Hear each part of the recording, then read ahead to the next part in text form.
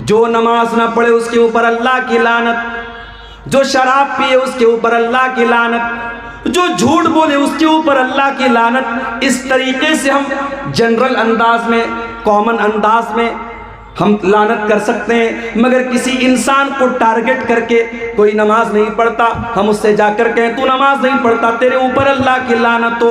کوئی جوا کھیلتا ہے، کوئی شراب پیتا ہے، ہم اس سے جا کر کے کہیں کہ تو شراب پیتا ہے، تو جوا کھیلتا ہے، تیرے اوپر اللہ کی لعنت۔ تو یہ جائز نہیں ہے، یہ صحیح مغیرات خلق اللہ، جو عورتیں اللہ تعالیٰ کی تخلیق کو بدلتی ہیں، اللہ تعالیٰ نے جیسا بنایا ہے اس کو بدل کر کے اپنے حساب سے بنانے لگتی ہیں، ایسی عورتوں پر اللہ کی لعنت ہو۔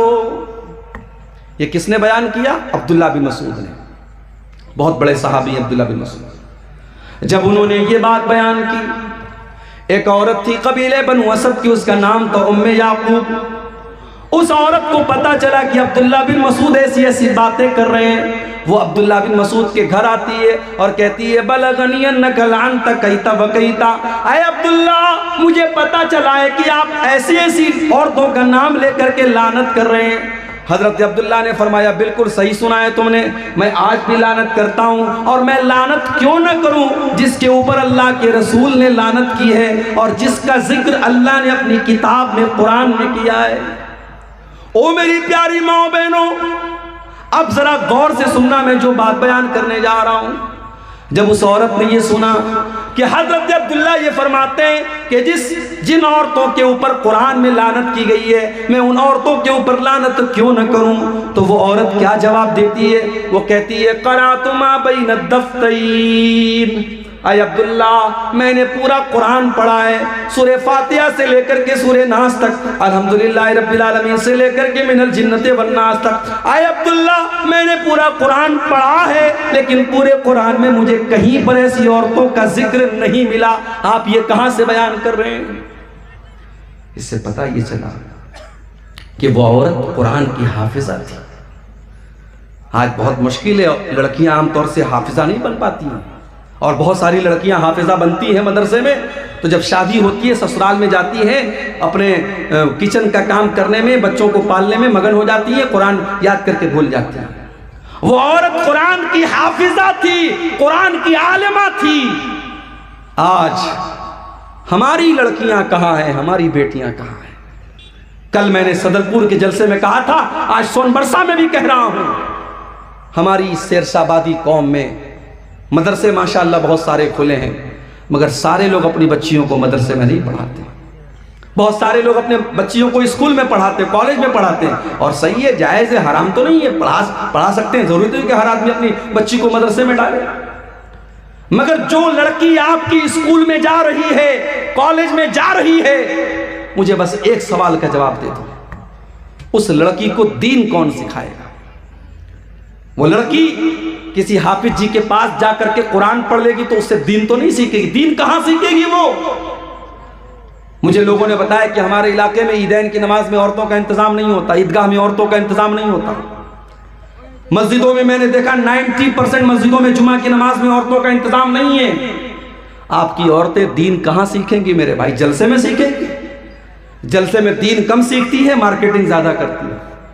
پنڈال کے نیچے عورتیں کم ملیں گی، بازار میں دکانوں پر زیادہ ملیں گی، جلسے میں تو انٹرٹینمنٹ زیادہ ہوتا ہے، منورنجن زیادہ ہوتا ہے، دین کم لوگ سیکھتے ہیں۔ اس لیے میں بڑے صاف الفاظ میں کہتا ہوں، اگر اپنی قوم کی بیٹیوں کو بچانا ہے، ہر مسجد میں جہاں جمعہ کی نماز ہوتی ہے آپ قدم آگے بڑھائیے اور عورتوں کا انتظام کیجیے۔ اللہ نے اگر ایک فلور بنانے کی طاقت دی ہے، تھوڑی ہمت دو۔ اور میں جانتا ہوں سیمانچل کا یہ علاقہ پچھڑا علاقہ مانا جاتا ہے، مگر جب جو خرچ کرنے پر آتے ہیں 6-6 لاکھ روپے کے جلسے میں پنڈال بنتے ہیں۔ ابھی کہیں پروگرام ہونے والا ہے، سنا کہ 6 لاکھ کا وہاں پنڈال بن رہا ہے۔ ابھی کل قبرستان کا چندہ ہو رہا تھا صدرپور میں، لوگوں نے بتایا کہ پورے گاؤں میں کوئی گھر ایسا نہیں جہاں سے ہم نے کم سے کم 5,000 روپے چندہ نہ لیا ہو۔ جب کام کرنے پر انسان طے کر لیتا ہے کہ مجھے یہ کام کرنا ہے تو بہت سارے راستے نکال لیتا ہے۔ ہر جمعہ کی مسجد میں عورتوں کا انتظام ہونا چاہیے۔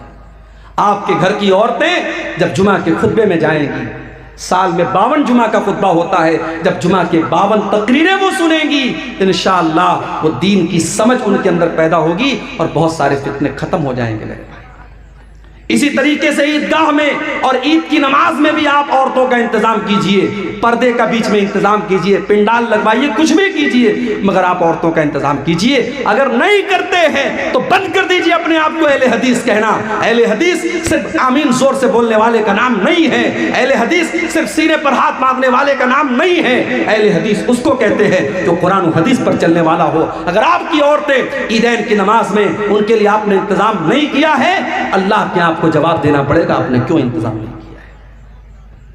وہ عورت، اس کا نام ام یعقوب تھا، اس نے کہا عبداللہ میں نے تو پورا قرآن پڑھا ہے، پورے قرآن میں نے کہیں پر بھی ان عورتوں کا تذکرہ نہیں پایا جن عورتوں کا نام لے لے کر کے آپ لعنت کر رہے ہیں۔ حضرت عبداللہ نے فرمایا اگر تو نے ڈھنگ سے قرآن پڑھا ہوتا تو ضرور تجھے مل جاتا، کیا تو نے قرآن کے اندر یہ آیت نہیں پڑھی وَمَا آتَاكُمُ الرَّسُولُ فَخُذُوهُ وَمَا نَهَاكُمْ عَنْهُ فَانْتَهُوا، میرا نبی تم کو جو دے دے لے لو اور میرا نبی جس سے منع کر دے رک جاؤ۔ اے خاتون، میرے نبی نے ایسی عورتوں کا نام لے کر کے لعنت کی ہے، جب میرے نبی نے لعنت کی ہے تو سمجھو اللہ نے لعنت کی ہے، کیونکہ اللہ کہہ رہا ہے میرا نبی جو دے دے لے لو، میرا نبی جس سے منع کر دے رک جاؤ۔ کہتی ہے ہاں اب آپ کی بات سمجھ میں آئی۔ اس کے بعد وہ عورت کہتی ہے اے عبداللہ مجھے پتا چلا ہے آپ کے گھر کی عورتیں بھی ٹیٹو بنواتی ہیں، مجھے پتا چلا ہے آپ کے گھر کی عورتیں بھی آئی برو سیٹ کرواتی ہیں۔ حضرت عبداللہ نے کہا جاؤ میرے گھر کی اگر کسی عورت کا تمہیں یہ عمل مل جائے تو آ کر کے مجھے بتاؤ۔ وہ عورت گھر میں جاتی ہے، پتہ یہ بھی چلا نبی کے دور میں تقریر کرنے والے کا اپنا عمل بھی تقریر کے مطابق ہوتا تھا۔ آج اللہ معاف فرمائے باتیں بہت بڑی بڑی ہیں، مگر جب اندر جھانک کے دیکھو تو پتہ لگتا ہے کہ صرف باتیں ہی باتیں ہیں، عمل بڑا کمزور ہے۔ حضرت عبداللہ نے چیلنج دے کر کہا جاؤ اگر میری کوئی بیوی اگر یہ کام کرتے ہوئے پائی گئی میں اپنے ساتھ اس کو نہیں رکھوں گا۔ عورت اندر سے آتی ہے، کہتی ہے معافی چاہتی ہوں، معذرت چاہتی ہوں، آپ کے گھر کے بارے میں غلط رپورٹ ملی تھی۔ کہا اگر میری کوئی بیوی ایسا کام کرتی نا تو میں اس کو اپنے نکاح میں باقی نہ رکھتا، پھر وہ عبداللہ کی بیوی نہ ہوتی، میں اپنے گھر میں ایسی عورت کو نہیں رکھ سکتا تھا۔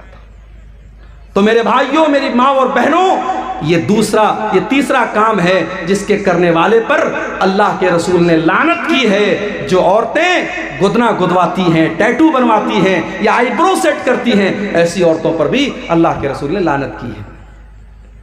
اور آگے بڑھیے، نمبر 4، تصویر بنانے والے کے اوپر بھی اللہ کے رسول نے لعنت کی ہے۔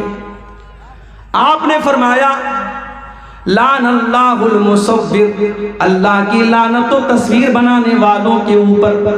آپ نے یہ بھی فرمایا کہ قیامت کے دن سب سے دردناک عذاب تصویر بنانے والوں کو ہوگا، یضاہئون خلق اللہ، کیونکہ تصویر بنانے والے اللہ کی تخلیق کا مقابلہ کرتے ہیں۔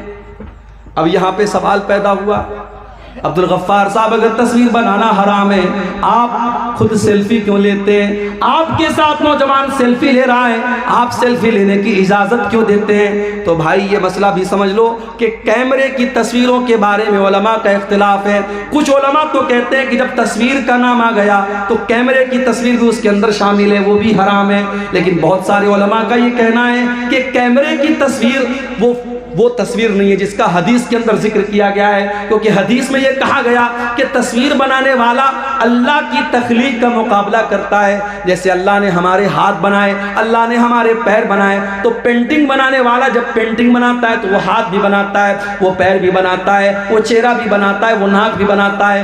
فوٹو کھینچنے والا تو کوئی کام نہیں کرتا، وہ تو کیمرے کو کلک کرتا ہے اور فوٹو کھینچ لیتا ہے۔ تو کیمرے کے اندر جو فوٹو آتا ہے وہ در حقیقت ایک شیڈو ہے، ایک عکس ہے ہے وہ تصویر نہیں ہے جس کے اوپر حدیث میں لعنت کی گئی ہے۔ بہرحال یہ علماء کی ایک بڑی جماعت کا فتویٰ ہے، اس لیے کیمرے کی تصویر کے بارے میں گنجائش ہے۔ اور ہمارے جو بھائی ہمارے ساتھ سیلفی لیتے ہیں تو ہم اس لیے اجازت دے دیتے کہ چلو بھائی، آج کے زمانے میں لوگ فلمی ہیرو کو اپنا ہیرو مانتے ہیں، کوئی کرکٹروں کو اپنا ہیرو مانتا ہے، اگر ہمارا نوجوان اپنے علماء کو اپنا ہیرو مانتا ہے اور اپنے دین کا کام کرنے والے دعات کے ساتھ وہ سیلفی لینے کو اپنے لیے شوق کی چیز سمجھتا ہے تو ہم بہت سختی نہیں کرتے ہیں، لیکن پھر بھی تصویروں کے معاملے میں ہمیں احتیاط کرنی چاہیے۔ اور اپنی بہنوں سے کہنا چاہوں گا، آپ کا تصویر لے کر کے اس تصویر کو کہیں پر بھی شیئر کرنا یہ بالکل صحیح نہیں ہے۔ ہماری بہت ساری مسلمان بہنیں وہ اپنے اسٹیٹس پر اپنی تصویر لگاتی ہیں، نیا کپڑا پہنا جلدی سے انسٹاگرام پہ فوٹو ڈال دیا، فیس بک پر فوٹو ڈال دیا۔ آپ کے اسی کٹیہار اور پورنیہ کی کئی مسلمان لڑکیوں کو میں جانتا ہوں جو بہت فیمس ہیں، انسٹاگرام پر بہت فیمس ہیں، فیس بک کے اوپر بہت فیمس ہیں۔ وہ اس کے پہلے جب ٹک ٹاک چلتا تھا ان کے ویڈیوز بڑے وائرل ہوتے تھے، مسلمان لڑکیاں ہیں اور چھوٹے چھوٹے کلپ بنا کر کے وہ شیئر کرتی ہیں۔ جائز نہیں ہے میری بہنوں آپ کا اپنے جسم کو اور اپنے چہرے کو کسی غیر کے سامنے دکھانا، یہ جائز نہیں ہے۔ اور سوشل میڈیا تو ایک پبلک پلیٹ فارم ہے، کوئی بھی دیکھ سکتا ہے، وہاں پر تو اس طریقے کی چیزیں ڈالنا بالکل بھی جائز نہیں ہے۔ تو تصویر کے معاملے میں بھی ہم بہت احتیاط کریں۔ 4 چیزیں ہو گئی۔ نمبر 5، اللہ کے نبی کے صحابہ کی کو برا بھلا کہنے والے کے اوپر بھی اللہ کی لعنت ہوتی ہے۔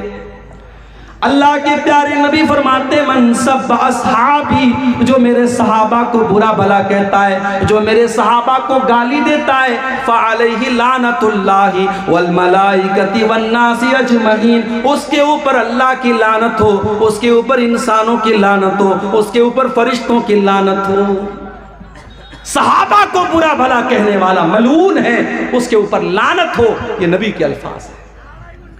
میرے پیارے ساتھیوں، قیامت تک کوئی جتنا بھی نیک اور متقی بن جائے، کوئی ایک صحابی کے پاؤں کی دھول کے برابر بھی نہیں ہو سکتا، کیونکہ صحابہ وہ لوگ ہیں جنہوں نے اللہ کے نبی کا دیدار کیا ہے، جنہوں نے اللہ کے نبی سے ملاقات کی ہے۔ ہم صحابہ کے برابر نہیں ہو سکتے، ہم صحابہ کے جیسے نہیں ہو سکتے۔ اور آگے بڑھو، اللہ کی لعنت کا حقدار بنانے والا ایک اور کام ہے رشوت لینا اور دینا۔ اللہ کے نبی فرماتے ہیں لعن اللہ الراشی والمرتشی، رشوت لینے والے پر بھی اللہ کی لعنت اور رشوت دینے والے پر بھی اللہ کی لعنت۔ شیخ صاحب، بغیر رشوت دیے بجلی کا میٹر نہیں لگتا، بغیر رشوت لیے کسی زمین کا کاغذ پاس نہیں ہوتا، بغیر رشوت لیے زمین کی رجسٹری نہیں ہوتی۔ ٹھیک ہے، جہاں مجبوری ہے اور وہ کام ایسا ہے کہ آپ اگر رشوت نہیں دیں گے کام نہیں ہوگا، وہ الگ میٹر ہے۔ لیکن اپنے فائدے کے لیے رشوت دینا اور اپنی آسانی کے لیے رشوت دینا، وہ کام بغیر رشوت دیے ہو سکتا تھا، پھر بھی رشوت دے کے اپنا کام جلدی سے کرا لینا یہ غلط ہے۔ مدرسوں میں نوکریاں ہو رہی ہیں، وہاں پر بھی رشوتیں چل رہی ہیں، اور ایک انسان حقدار ہے، اس کے پاس ڈگری ہے، علم ہے، سب کچھ ہے، 5 لاکھ روپیہ مدرسے کی کمیٹی کو نہیں دے گا، مدرسے والے اس کو نہیں رکھیں گے۔ اور اس میں اگر نہیں دیا، مدرسے والے ایسے انسان کو رکھیں گے جو 5 لاکھ روپیہ دے دے، چاہے وہ انگوٹھا چھاپ ہی کیوں نہ ہو، فرضی ڈگری لے کے آیا ہو، تب بھی اس کو رکھ لیں گے۔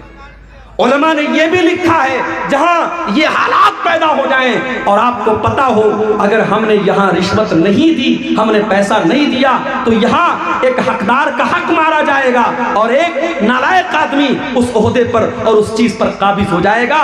وہاں مجبوری کی وجہ سے، چونکہ رشوت کوئی شوق سے نہیں دیتا ہے، لینا یہ شوق ہو سکتا ہے، لینے والا اختیار سے لیتا ہے، دینے والا ہمیشہ مجبوری میں دیتا ہے، تو رشوت دینے والا ایسی مجبوری کے کیس میں اس کی اللہ تعالیٰ کیا اس کو چھوٹ مل سکتی ہے، مگر عام حالات میں مسئلہ یہی ہے، رشوت لینے والا اور رشوت دینے والا دونوں کے بارے میں اللہ کے نبی نے لعنت کا لفظ استعمال کیا۔ اور آگے بڑھیے، شراب پینے والے کے اوپر بھی اللہ کے نبی نے لعنت کی، اور صرف شراب پینے والے پر نہیں، آپ نے فرمایا شراب جس پھل سے بنتی ہے اس پھل سے رس نکالنے والے پر بھی اللہ کی لعنت، اور جو انسان اس رس کو نچوڑ رہا ہے، اس پھل میں سے، اس انگور میں سے رس کو نکال رہا ہے، اور جو اپنے برتن میں نکلوا رہا ہے، دونوں کے اوپر اللہ کی لعنت۔ اور اسی طریقے سے آپ نے فرمایا وَبَائِعَهَا، شراب کے بیچنے والے پر بھی اللہ کی لعنت، وَحَامِلَهَا، شراب کا برتن اٹھانے والے پر بھی اللہ کی لعنت، وَالْمَحْمُولَةَ إِلَيْهِ، اور شراب کا برتن جس کے پاس لے کے جایا جا رہا ہے اس کے اوپر بھی اللہ کی لعنت، وَالْمُشْتَرِي لَهَا، اور شراب خریدنے والے کے اوپر بھی اللہ کی لعنت، وَالْمُشْتَرَاتَ لَهُ، اور جس کے لیے شراب خریدی جا رہی ہے اس کے اوپر بھی اللہ کی لعنت۔ بڑے بڑے 5 اسٹار ہوٹلوں میں شراب بھی پروسی جا رہی ہے اور کولڈ ڈرنک بھی پروسی جا رہی ہے۔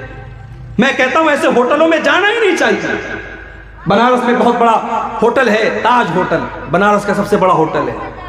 مجھے لوگوں نے بتایا وہاں سور کا گوشت بھی ملتا ہے، بکرے کا گوشت بھی ملتا ہے۔ میں نے کہا یار جب سور کا گوشت اور بکرے کا گوشت دونوں ملتا ہے تو ظاہر ہے کچن تو ایک ہے، برتن تو ایک ہے، پکانے والا اسی برتن میں مٹن پکا رہا ہے اور اسی برتن میں پورک پکا رہا ہے۔ میں نے کہا اللہ کی قسم میں کبھی کسی ایسے ہوٹل میں کھانے کو پسند نہیں کروں گا، نہیں کھانا چاہیے میرے بھائی۔ شراب کا معاملہ بہت خطرناک ہے۔ کبھی باہر میں کہیں گھومنے پھرنے جاتا ہوں اگر اور کسی ہوٹل میں گیا اور صرف شراب کی بوتل نظر آ گئی تو وہیں سے طبیعت میں کراہیت آ جاتی ہے، وہاں سے ہم نکل جاتے نہیں۔ نیپال ایک مرتبہ گیا، نیپال میں تو لوگ بتاتے پانی کم شراب زیادہ بکتی ہے، ہر ہوٹل میں شراب نظر آ رہا تھا، پریشان ہو گیا۔ بڑی مشکل سے ایک ہوٹل ملا، ایک انڈین کا ہوٹل تھا، جین کا ہوٹل تھا، وہ بالکل پیور ویج ہوٹل تھا، اور اس سے باہر لکھا تھا ہمارے یہاں شراب نہیں ملتی ہے۔ ہم لوگوں نے دوست لوگ تھے، ہم لوگوں نے اس ہوٹل میں جا کے کھانا کھایا۔ پرہیز کرنا چاہیے میرے بھائی، بچنا چاہیے۔ شراب پینا ہی حرام نہیں ہے، شراب میں کسی طریقے کا سپورٹ کرنا یہ بھی حرام ہے۔ اور آگے بڑھیے، نمبر 8، اللہ کی لعنت کا حقدار بنانے والا 8واں کام، لعن اللہ المتشبہین بالرجال من النساء، اللہ کی لعنت تو ایسی عورتوں کے اوپر جو مردوں کی نقل کرتی ہیں، وَلَعَنَ اللَّهُ الْمُتَشَبِّهَاتِ مِنَ النِّسَاءِ بِالرِّجَالِ، اور اللہ کی لعنت تو ایسے مردوں کے اوپر جو عورتوں کی نقل کرتے ہیں۔ عورتیں ہیں پینٹ اور ٹی شرٹ پہن رہی ہیں، پینٹ اور شرٹ پہن رہی ہیں، ٹائٹ کپڑے پہن رہی ہیں، یہ مردوں کی مشابہت نہیں ہے۔ چھوٹے چھوٹے بال کٹوا کے ایسا لگ رہا ہے کوئی مرد جا رہا ہے۔ بعض عورتوں کو دیکھیے، کبھی کبھی کہیں ٹکٹ لینے کھڑے ہو جاؤ، لائن میں کوئی عورت کھڑی رہتی ہے اور پینٹ اور شرٹ پہنے ہیں اور چھوٹے چھوٹے بال ہے، پیچھے سے سمجھ میں نہیں آتا کہ محترم ہے کہ محترمہ ہے۔ آدمی کنفیوز ہو جاتا ہے کہ یہ آدمی ہے کہ عورت ہے۔ ایسی عورتوں پر لعنت کی اللہ کے رسول نے، اور ایسے مردوں کے اوپر بھی اللہ کی لعنت ہو جن کو بس لپسٹک لگانا باقی ہے۔ ہجڑے تو ایسے ہی بن گئے، داڑھی واڑی تو بالکل صاف ہے، اور بال بھی ماشاءاللہ بعض لڑکوں کے دیکھو تو کافی بڑے بڑے رہتے ہیں۔ آج کل بال 2 ٹائپ کے چلتے ہیں، ایک بالکل لیڈیز کٹ بال اور ایک سور کٹ بال جو آدھا ٹکلا رہتا ہے آدھا بال رہتا ہے، وہ بھی حرام ہے یاد رکھو۔ تو یہ 2 ٹائپ کے بال بھی ہمارا نوجوان رکھتا ہے۔ بعض نوجوانوں کو دیکھتا ہوں کانوں میں بالی بھی پہنے رہتے ہیں، کانوں میں بھی چھید کروائے رہتے ہیں، کہتے ہیں فیشن ہے مولوی صاحب، سونے کی چین بھی گلے میں ڈالا ہوا ہے، فیشن ہے مولوی صاحب۔ ابھی یہ فیشن آیا ہے، کل لپسٹک کا فیشن آئے گا، لپسٹک بھی لگائے گا یہ، پرسوں فیشن آئے گا نیل پالش لگاؤ، یہ نیل پالش بھی لگائے گا۔ اللہ کی لعنت ہو ایسے مردوں کے اوپر جو عورتوں کی مشابہت اختیار کرتے ہیں، جو عورتوں کی طرح بات چیت کرتے ہیں۔ اور بعض لڑکوں کے اندر میں نے دیکھا بچپن سے اگر والدین کنٹرول نہیں کرتے، عورتوں کے انداز میں بات چیت کرتے ہیں تو بڑے ہونے کے بعد عورتوں جیسی صفات پیدا ہو جاتی ہے۔ مرد کو مرد ہی رہنا چاہیے میرے بھائی، اس کے انداز اور اس کو کپڑے۔ بعض ہمارے رشتہ داروں میں ہم نے ایک جگہ دیکھا، ایک لڑکی تھی، بچپن سے اس کے والدین لڑکے کا کپڑا پہناتے تھے۔ آج وہ لڑکی 20 سال کی ہو گئی، ماں باپ چاہتے ہیں لڑکی شلوار سمیج پہنے، لڑکی عورتوں کا کپڑا پہنے، مگر بچپن سے اس کو لڑکوں کا کپڑا پہنایا ہے۔ آج 20 سال کی لڑکی ہوگی، آج بھی وہ لڑکوں کا کپڑا پہنتی ہے، تو یہ جائز نہیں ہے میرے بھائی، اللہ کے نبی نے لعنت کی ہے۔ اور آگے بڑھیے، جو بیوی اپنے شوہر کا حق ادا نہ کرے، شوہر کی جسمانی خواہش کو پورا کرنے سے انکار کر دے بلا کسی مجبوری ہو الگ بات ہے، بیوی بیمار ہے یا کوئی نیچرل پرابلم ہے الگ بات ہے، بغیر کسی مجبوری کے شوہر کی جسمانی خواہش کو پورا نہ کرنے والی عورت کے اوپر بھی اللہ کی لعنت ہوتی ہے۔ بخاری اور مسلم کے الفاظ ہیں، اللہ کے پیارے حبیب صلی اللہ علیہ وسلم فرماتے ہیں اذا دعا الرجل امراته الى فراشه، جب انسان اپنی بیوی کو اپنے بستر پر بلائے، فابت، تو عورت انکار کر دے، فبات وهو غضبان علیہا، اور شوہر اس حال میں رات گزارے کہ بیوی سے ناراض ہے، اگر شوہر اسی طریقے سے رات گزار دے، لعنت حل ملائکۃ حتی تصبح، تو صبح تک فرشتے لعنت کرتے رہتے ایسی عورت کے اوپر۔ لیکن یہ بات یاد رکھو، اسلام میں ون وے ٹریفک نہیں ہے۔ اگر عورت کے اوپر یہ فرض ہے کہ وہ مرد کے ایموشن اور جذبات کا خیال رکھے، تو مرد کو بھی چاہیے کہ وہ عورت کے جذبات کا خیال رکھے۔ یہ نکاح ہے بھائی صاحب، یہ کوئی زبردستی کا سودا نہیں ہے۔ شوہر بیوی کے جذبات کا خیال رکھے، بیوی شوہر کے جذبات کا خیال رکھے، بیوی کو مشین نہ سمجھا جائے، بیوی کو بچہ پیدا کرنے والی مشین نہ سمجھا جائے، اور بیوی کے ساتھ جانوروں جیسا سلوک نہ کیا جائے، یہ بات بھی یاد رکھی جائے۔ اگر بیوی کو ہم یہ چاہتے ہیں وہ ہمارے لیے بہترین کپڑا پہنے، خوشبو لگائے، سجے سورے، تو بھائی صاحب ذرا آپ بھی اپنی اداؤں پر غور کیجئے۔ آپ تو ایکسپیکٹ کرتے اپنی بیوی سے کہ وہ میرے لیے خوب میک اپ کرے، سجے سورے، اور آپ وہی بالکل بد شکل ہو کر کے، بال بالکل پراگندہ ہیں اور بدبو سے اٹے ہوئے ہیں، پسینے سے اٹے ہوئے ہیں، اور اس حالت میں اگر انسان اپنی بیوی کے پاس جاتا ہے تو یہ بھی غلط ہے۔ حضرت عبداللہ ابن عباس کہتے ہیں کہ جس طریقے سے میری بیوی میرے لیے سجتی اور سنورتی ہے، میں اپنی بیوی کے لیے سجتا اور سنورتا ہوں۔ تو بیوی شوہر کا حق ادا کرے، شوہر بیوی کا حق ادا کرے۔ اللہ کے رسول نے ایسی عورت کے اوپر لعنت کی ہے جو شوہر کا حق ادا نہ کرے۔ اور آگے بڑھیے، غیر فطری طریقے سے اللہ کے بنائے ہوئے نظام کے طریقے کے خلاف اگر کوئی اپنی بیوی کے ساتھ اپنی خواہش پوری کرتا ہے، اس کے اوپر بھی اللہ کے نبی نے لعنت کی ہے۔ ملعون من اتى امرأته في دبرها، اللہ کے نبی فرماتے ہیں جو انسان اپنی بیوی کے ساتھ غلط طریقے سے، غیر فطری طریقے سے، جو نیچرل طریقہ ہے، جو اللہ تعالیٰ نے نظام بنایا ہے مرد و عورت کے درمیان ملاقات کا، اس نظام کے خلاف اگر جاتا ہے، غلط طریقے سے گندے ویڈیوز کو دیکھنے کے بعد اس طریقے سے اپنی بیوی کے ساتھ وہ کام کرنے کی کوشش کرتا ہے، ایسے شوہر کے اوپر اللہ کے نبی نے لعنت فرمائی۔ ملعون من اتى امرأته في دبرها، جو عورت کے ساتھ غیر فطری طریقے سے صحبت کرتا ہے، اس انسان کے اوپر بھی اللہ کی لعنت۔ بہت کھول کھول کر کے الفاظ بیان کرنے کی ضرورت نہیں ہے، آپ ہوشیار سمجھدار ہیں، سمجھ لیجئے۔ آج چونکہ ہمارے نوجوانوں میں ایک کریز ہے انٹرنیٹ پر گندے ویڈیوز دیکھنے کا، اس کی وجہ سے بہت سارے لوگ ناجائز اور غلط اور حرام جو طریقے ہیں میاں بیوی سے ملاقات کے وہ اپناتے ہیں۔ یاد رکھو میرے بھائی، یہ حرام اور ناجائز ہے اور اللہ کی لعنت کو کا حقدار بنانے والا کام ہے۔ اور آگے بڑھیے، نمبر 11، اللہ کی لعنت کا حقدار بنانے والا 11واں کام، کسی قبر کے اوپر سجدہ کرنا یا کسی قبر کے اوپر مسجد بنا لینا۔ کلیا چک میں ایک مسجد ہے، اہل حدیث کی مسجد ہے، وہاں باقاعدہ مسجد کے اندر قبر ہے، قبر مسجد کے اندر ہے، اور نماز ہو رہی تھی، میں گیا، مجھ سے امام صاحب نے دھیرے سے کہا مولوی صاحب یہاں قبر ہے، آپ تھوڑا سا تقریر میں بول دیجئے گا۔ بہت سارے علماء یہاں بول کے گئے لیکن اصلاح نہیں۔ میں گیا، میں نے کھلے عام تقریر میں کہا یہ حرام ہے اور آپ کی نماز خطرے میں پڑ رہی ہے، آپ کی نماز قبول نہیں ہوگی اگر آپ مسجد کے اندر سے اس قبر کو نہیں نکالیں گے۔ بہرحال اللہ تعالیٰ نے توفیق دی ان لوگوں کو۔ بعد میں جب میں گیا تو لوگوں نے بتایا کہ اس قبر کو وہاں سے نکال کے انہوں نے مسجد کے کیمپس سے باہر کر دیا۔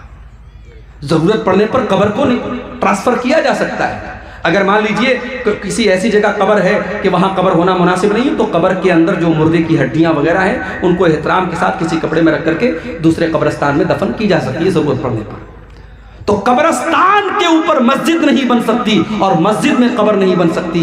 اللہ کے نبی نے لعنت کی ہے۔ لعن اللہ الیہود والنصارى اتخذوا قبور انبیائہم مساجد، اللہ کی لعنت و یہود و نصارہ کے اوپر، انہوں نے اپنے نبیوں کی قبروں کو مسجد بنا لیا، وہ اپنے نبیوں کی قبروں پر سجدہ کرنے لگے، انہوں نے اپنے نبیوں کی قبروں کے اوپر سجدہ کرنا شروع کر دیا۔ اللہ کے نبی نے دعا بھی کی تھی، اللہم لا تجعل قبری وثنا یعبد، اے اللہ تو میری قبر کو بت نہ بننے دینا، اے اللہ میری قبر کو تو بت نہ بنا دینا، جس کی عبادت کی جائے، جس پر سجدہ کیا جائے، جس کی پوجا پاٹ کی جائے، اے اللہ تو میری قبر پر یہ سب کام نہ ہونے دینا۔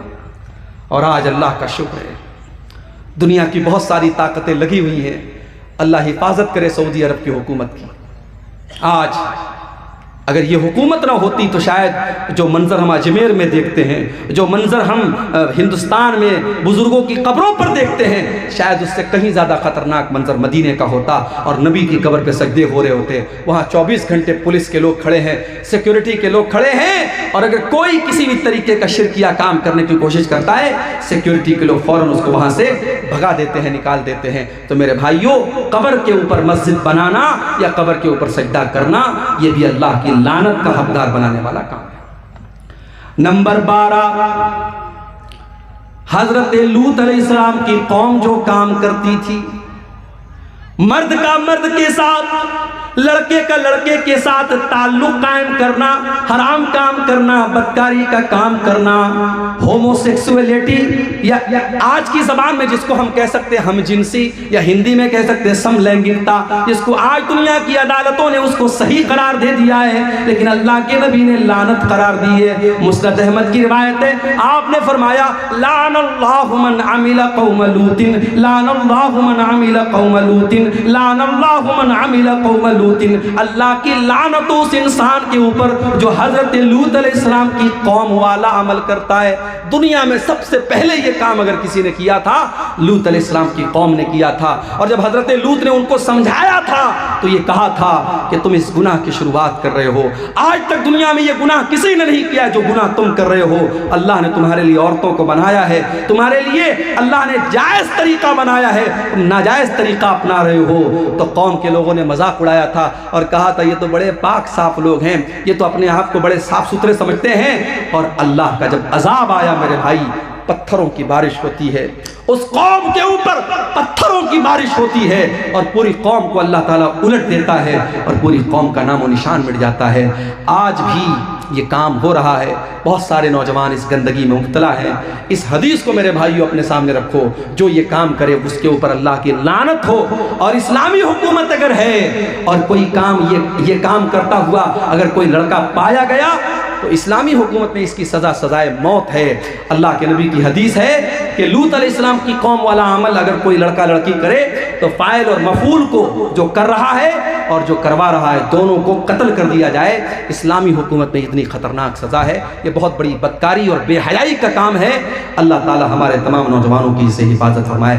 تو یہ 12ویں چیز ہے کہ جو یہ حضرت لوط علیہ السلام کی عمل والا، ان کی قوم والا جو عمل کرتا ہے، اس عمل کرنے والے پر بھی اللہ کے نبی نے لعنت کی ہے۔ اور آگے بڑھیے، اپنے باپ کے بجائے کسی اور کی طرف اپنی نسبت کرنا، اپنے والد کے بجائے کسی اور کو اپنا والد بنانا۔ جیسے آج کے دور میں بہت سارے لوگ بچوں کو ایڈاپٹ کر لیتے ہیں، بچوں کو پال لیتے ہیں۔ اب بچے کا باپ کوئی اور ہے، لیکن جو انسان پالتا ہے، جو پرورش کرتا ہے، اسی انسان کا نام اس کے نام کے ساتھ جڑ جاتا ہے۔ باپ کا نام تھا عبداللہ، لیکن پالنے والے کا نام محمد تھا، تو یہ اپنے باپ کی جگہ محمد کا نام لکھتا ہے، عبداللہ کا نام نہیں لکھتا ہے۔ یہ اتنا خطرناک کام ہے۔ اللہ کے نبی فرماتے ہیں من ادعا الی غیر ابیہ، جو اپنے باپ کے بجائے کسی اور کا نام اپنے باپ کے نام کی جگہ جوڑے،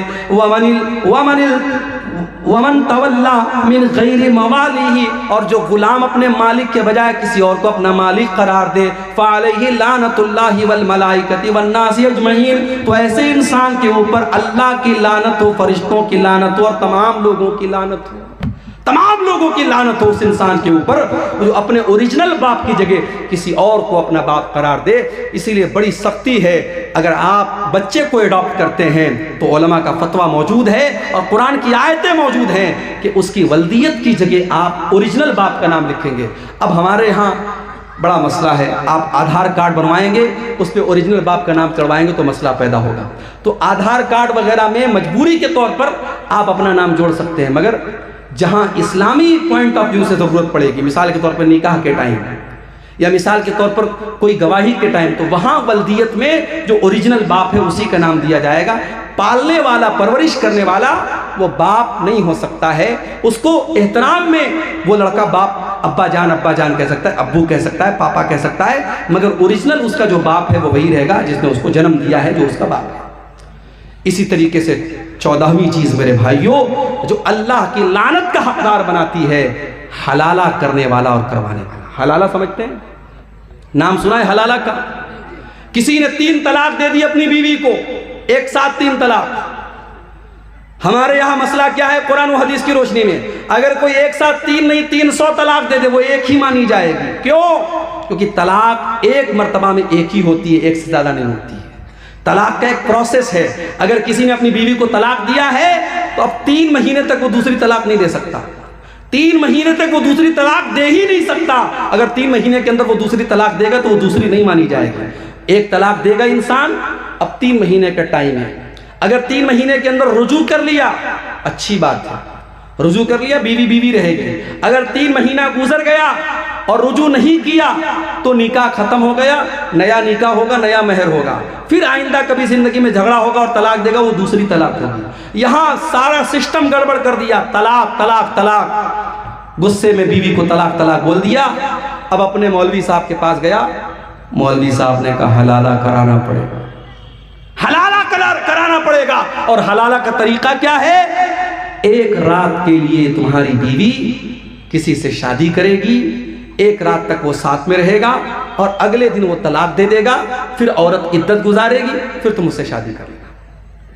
یہ کتنی کھلم کھلا، کتنی بڑی بے غیرتی اور بے حیائی اور زناکاری ہے. اور آج پوری دنیا میں اسلام کی امیج کو خراب کرنے کا کام کیا ہے. کتنی فلمیں بنی ہیں اس کے اوپر، کتنی ویب سیریز بنی ہیں اس کے اوپر. حلالہ اتنا گندا کام ہے میرے بھائیوں.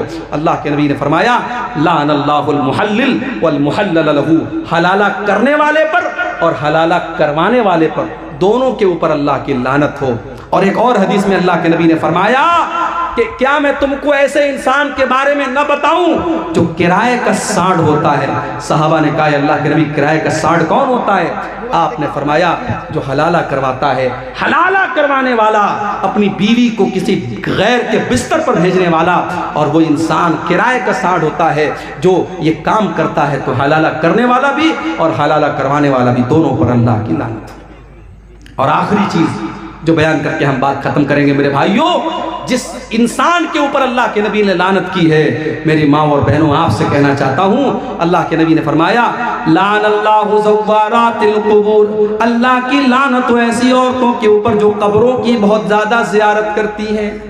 کبھی کبھار عبرت کے طور پر اگر عورتیں قبرستان چلی جائیں، اپنی ماں کی قبر پہ، اپنے باپ کی قبر پہ، الگ بات ہے، لیکن بہت زیادہ قبرستان پہ جانے والی اور قبروں کی زیارت کرنے والی عورتوں کے اوپر اللہ کے نبی نے لعنت کی ہے. آپ نے فرمایا لعن اللہ زوارات القبور. قبروں کی بہت زیادہ زیارت کرنے والی عورتوں کے اوپر اللہ کی لعنت ہو. آج ہندوستان میں کتنی ہماری مسلمان بہنیں ہیں، ان پر فتویٰ ہے مسجد میں نہیں جا سکتی. مجھے یاد ہے اسی بہار میں گیا ایک جگہ ہے، گیا کہ ایک مولانا صاحب تھے، انتقال ہو گیا، اللہ معاف کرے. انہوں نے ایک تقریر میں کہا تھا اہل حدیثوں بڑا شوق ہے تمہیں اپنی عورتوں کو مسجد میں بھیجنے کا نا، ذرا ایک دن ہماری مسجد میں بھیج دو، 9 مہینے کے بعد رزلٹ آ جائے گا. ایک انسان، ایک عالم تقریر کر رہا ہے اور ممبر پر اور اسٹیج پر بیٹھ کر کے اتنی گندی اور گھناؤنی بات کر رہا ہے. میرے بھائیوں کیا تصور کیا جا سکتا ہے کہ مسجد میں کوئی اتنا گندا کام کرے؟ اہل حدیثوں نے اگر اپنی مسجدوں میں عورتوں کے لیے الگ سے انتظام کیا ہے تو اس قوم نے ہمیشہ مذاق اڑایا اور اس طریقے سے گندی گندی باتیں کہیں. مگر آج جب پورے ہندوستان میں لاکھوں کی تعداد میں مسلمان عورتیں جب مرتد ہونے لگیں اور اسلام کو چھوڑ کر کے دوسرے مذہب میں جانے لگیں اور باپ دادا کی ناک کٹوانے لگیں، تب دھیرے دھیرے کچھ فتوے آنے لگے، کچھ زبانیں کھلنے لگیں. اور دلی سے فتویٰ آیا اور کہاں سے فتویٰ آیا کہ ہاں صاحب عورتوں کو بھی مسجد میں بھیجنا چاہیے، پردے کا انتظام ہو تو عورتیں جا سکتی ہیں. اب فتوے میں تھوڑی نرمی آئی ہے. ہم تو ہمیشہ سے کہتے چلے آئے کہ اپنی عورتوں کو مسجد میں بھیجو. میرے بھائی تم نے مسجد میں تو نہیں بھیجا، अजमेर की दरगाह पे औरतों की भीड़ मौजूद है, कचौचा की दरगाह पर औरतों की भीड़ मौजूद है। जितने कब्रें और जितने बुजुर्गों के मज़ार हैं पूरे हिंदुस्तान में आप चले जाइए, वहाँ मर्दों से ज़्यादा आपको औरतें मिल जाएंगी। मुंबई चले जाओ, हाजी अली की दरगाह समंदर के बीच में मौजूद है, आप चले जाओ, मर्द आपको कम मिलेंगे, औरतें ज़्यादा मिलेंगी। मेरे नबी ने लानत की है ऐसी औरतों पर जो कब्रिस्तान बहुत ज़्यादा जाती हैं। कभी कभार इबरत के तौर पे चली जाएं अलग बात है, मगर इन दरगाहों पर, इन कब्रों पर, इन मज़ारों पर कोई इबरत के लिए नहीं जाता है। वहाँ अय्याशी होती है, वहाँ शिर्क होता है, वहाँ हरामखोरी होती है। मेरे भाइयों, हमारी औरतों को इस चीज़ से बचना चाहिए और हमें अपनी औरतों को इससे बचाना है। अल्लाह के नबी ने लानत की, ऐसी औरतों पर अल्लाह की लानत हो। और एक और हदीस में अल्लाह के नबी ने फरमाया, लानल्लाहु ज़ाइरातिल क़ुबूर, अल्लाह की लानत हो ऐसी औरतों पर जो कब्रों की ज़ियारत करती हैं, वल मुत्तखिज़ीना अलैहल मस्जिद, और कब्र के ऊपर मस्जिद बनाने वाली औरतों पर भी अल्लाह की लानत हो। वस्सुरुज, और कब्र के ऊपर चिराग जलाने वालों पर भी अल्लाह की लानत हो। तो मेरे भाइयों, ये लानत के हकदार बनाने वाले चंद काम थे जो कुरान और सुन्नत की रोशनी में मैंने आपके सामने बयान किए हैं। और आखिर में यही कहूँगा कि हर वो गुनाह जिससे अल्लाह ने रोका है, हर वो गुनाह जिससे नबी ने रोका है, उससे इंसान लानत का हकदार बनता है। हम और आप अगर अपने ईमान की सलामती चाहते हैं और हम ये चाहते हैं कि दुनिया और आखिरत में हम कामयाब हों, तो हम इन कामों से अपने आप को बचाएं।